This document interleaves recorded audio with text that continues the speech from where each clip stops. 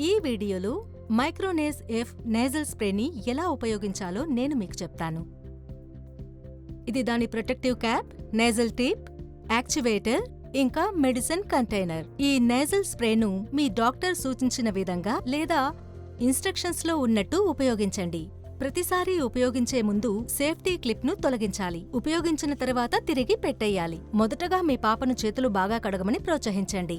తర్వాత బాటిల్ను మెల్లగా షేక్ చేసి క్యాప్ ఎలా తీస్తారో చూపించండి. తనకు బాటిల్ ఎలా పట్టుకోవాలో చూపించండి. బొటనవేలిని కింద పెట్టి వేళ్లను రెక్కలపై ఉంచాలి. ఎలా పనిచేస్తుందో తెలుసుకోవడానికి గాల్లో స్ప్రే చేయమని చెప్పండి. కానీ నాజిల్నెప్పుడూ కళ్లకి దూరంగా ఉంచాలి.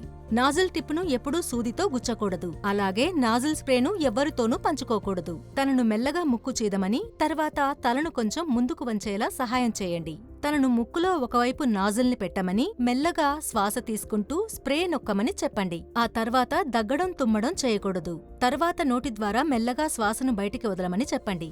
రెండవ స్ప్రే అవసరమైతే మళ్లీ అదే స్టెప్స్ చేయమని చెప్పండి.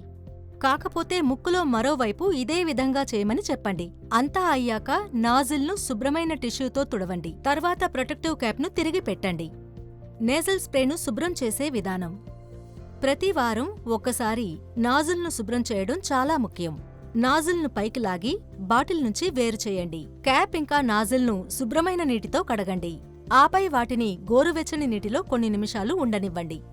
గది ఉష్ణోగ్రతలో పూర్తిగా ఆరిన తర్వాత తిరిగి బాటిల్కి అమర్చండి. మరిన్ని క్లీనింగ్ టిప్స్ కోసం ఇన్స్ట్రక్షన్ మాన్యువల్ని చదవండి లేదా మీ డాక్టర్ను సంప్రదించండి. పిల్లలు సులభంగా ఊపిరి తీసుకుని ఆరోగ్యంగా ఉంటూ మరింత ఆత్మవిశ్వాసంతో ఎదగడానికి సహాయం చేస్తుంది ఒక మృదువైన స్ప్రే. మరిన్ని వివరాలకు ఎల్లప్పుడూ మీ డాక్టర్ సూచనలను అనుసరించండి. ముఖ్యమైన సూచనలు: ఈ స్ప్రేను డాక్టర్ సూచనల మేరకే ఉపయోగించండి.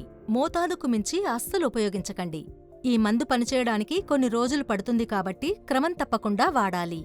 మీ డాక్టర్ చెప్తే తప్ప ఈ ట్రీట్మెంట్ను మధ్యలో ఆపకూడదు. ఇది కేవలం మీకోసం మాత్రమే ప్రత్యేకంగా సూచించబడింది. ఇతరులతో పంచుకోకూడదు. పిల్లలకు దూరంగా ఉంచండి. వాడడానికి ముందు బాగా కదపండి. ఇది కేవలం ముక్కు కోసం మాత్రమే.